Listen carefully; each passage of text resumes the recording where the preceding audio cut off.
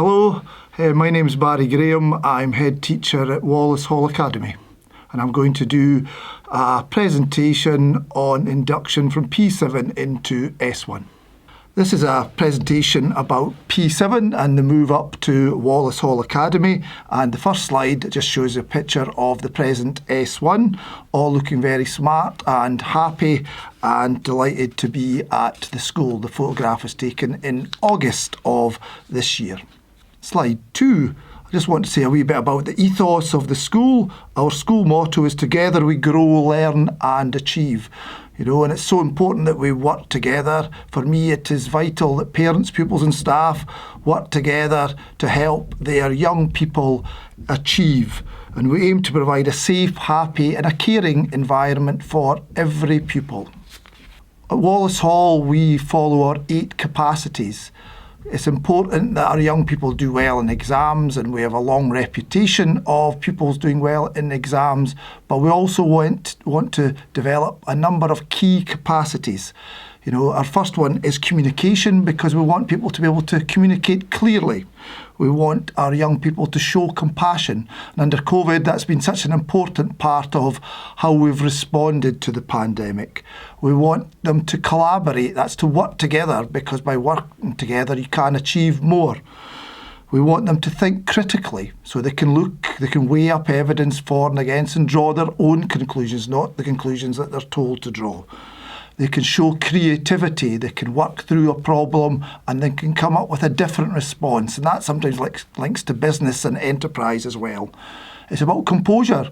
We've all faced real challenges in the last 19 months, and we want our young people, when they're faced by challenges, to be able to work their way through that and stay calm throughout. It's about citizenship, where we all take a part, where we all have a view, and we get a chance to share those views. And we do that through our pupil voice group, through parent council, and through lots of other focus groups that we have in the school. And the final of one of the 8 C's is curiosity. We want people to inquire, to think, to try and figure out problems and solutions, and that helps them to develop all of the connections in their brain, which will help them to do well in their academic subjects and other parts of the school calendar. What makes a good school? If I was a parent and I'm trying to make up my mind about where my son or daughter's going to go, it must be something that you're considering. What does make a good school? So I'm just going to go through some of the things that we feel that we do well at Wallace Hall Academy. Before we go on to that, I want to just talk about some of the other things that will happen this year. So in addition to this presentation, we will be holding a webinar in December, and information will be sent out about that, but it'll also be found on the school website. And if you want more information after this presentation, that's a good place to go. We have planned visits for cluster pupils, but also for non-cluster pupils, and that will be arranged as we get closer and closer to the summer. We have 3 induction days planned for June, and obviously that will depend on the pandemic, but we would hope that the young people can come into the school and follow a school timetable.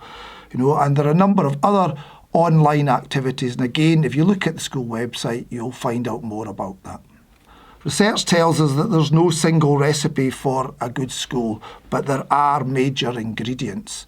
In this slide here, you will see that we've got 2 of our students, Finn and Rebecca, and they're working in our Pegasus restaurant, where young people get the chance to develop their cooking skills and are able to then go and use those skills to get part-time and full-time jobs. This slide just shows 4 of our senior pupils, some of them in 6th year, some of them 5th year, that were working as part of a maths challenge. And they were very successful in this challenge, but you can see that they're enjoying that. And that's something we want for all our young people, to do well in school, to give their best and to achieve.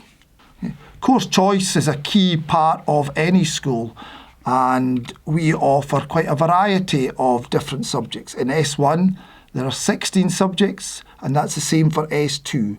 When they go into S3, it's 11 subjects, and into S4, they can do 7 subjects or awards. And I think that's more than any other school in this area. And then on to 5th year, they tend to do 5 hires, but very occasionally 6. and in sixth year, if they do 6 year studies, they tend to do 3 or 4 hires if that's their choice to do that.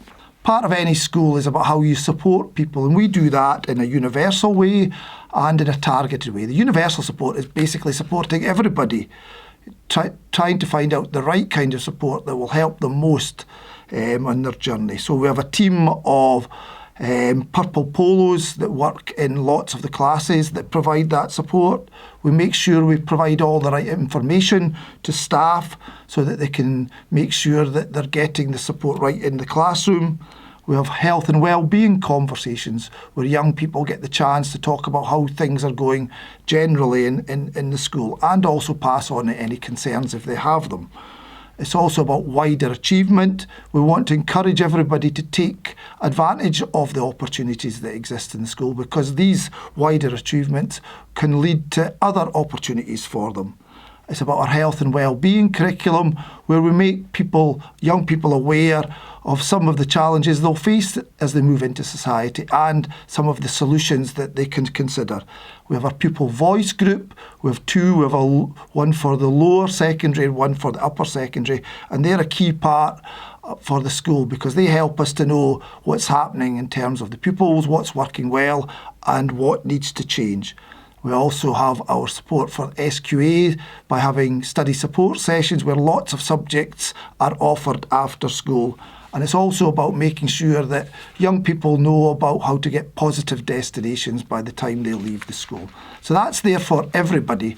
But we also have targeted support for young people that may require that. And that can be from our pupil supports, teachers.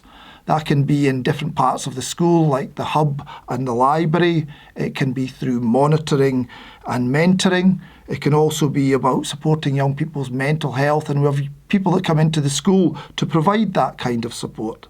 We also have support from SDS, which is Skills Development Scotland, and it helps people to plan for their career. And there are other key adults in and about the building that can do that. And we always would say that even within the target support there, we also need a more flexible approach. So we try and find out what kind of support that somebody requires and make sure that the support is available. Okay, the next slide shows some of our teams that have been taking part in football, rugby, hockey and sailing over the last couple of months. We've been delighted that we've been able to get the teams up and running again, and we look forward to the chance that we can get some of our productions up and running as well.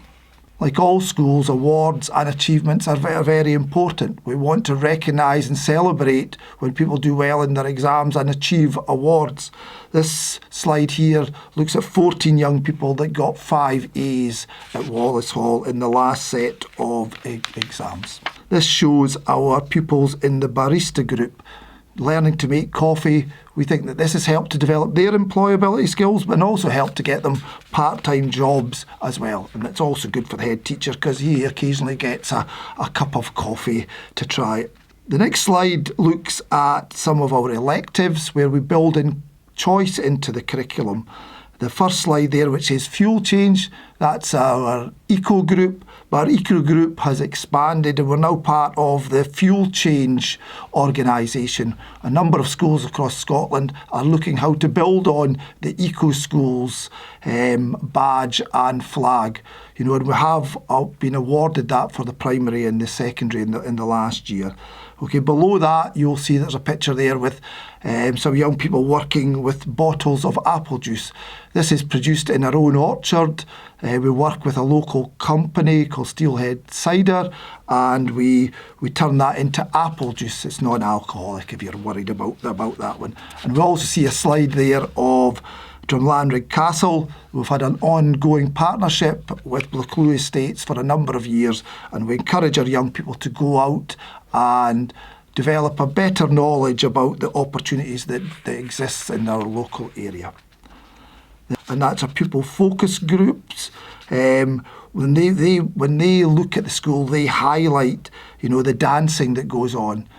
Usually in December we have Ceilidhs for all of the pupils, and you can see there that the energy of all the young people and how much they're enjoying it. And that's a real community builder for us. And we have large groups in third year, fourth and fifth year at the moment that are involved in the Duke of Edinburgh.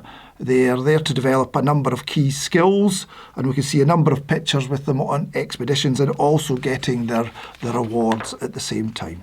Like other schools, we offer school trips, some local, some national and some international. And this picture here shows a slide of a ski trip in 2019. Okay, this just shows some of the ways in which we communicate as a school. This is so important to get it right, and there's no single approach to communication. You've got to use a variety of approaches. So we've got the Parent Council as being a key part of that communication. We have our website, and you can see a picture there of the website. We use group call and letters where appropriate, but we also use social media, so we use Twitter, Instagram and Facebook. And we continue to review this to find the best way to send information out. And the very last slide here, this is our team that will be working with your son or daughter to try and ease the transition process for them. Mr. Mark's the deputy head with overall responsibility for transition, and then Mrs. Mark, next, she's the PT of pupil support, and finally we have Mrs. Flint, and she's the PT of additional support for learning. So if you've got any questions, anything you want to ask, anything you're not sure about, there's an email address, and it's the general school email address. If you contact us using that address or the phone number, you'll be put through to one of those three individuals. So we know this is an important year. It can be a busy year, it can be a bit stressful, it can be a bit exciting, but we're there to help. So if there's anything we can do to help, please get in touch. Thank you. Thanks very much for listening to my presentation. That's just really an introduction to Wallace Hall Academy. If you do require further information, then please contact us by telephone or by the school email address, and I look forward to seeing you in the not too distant future. Thank you.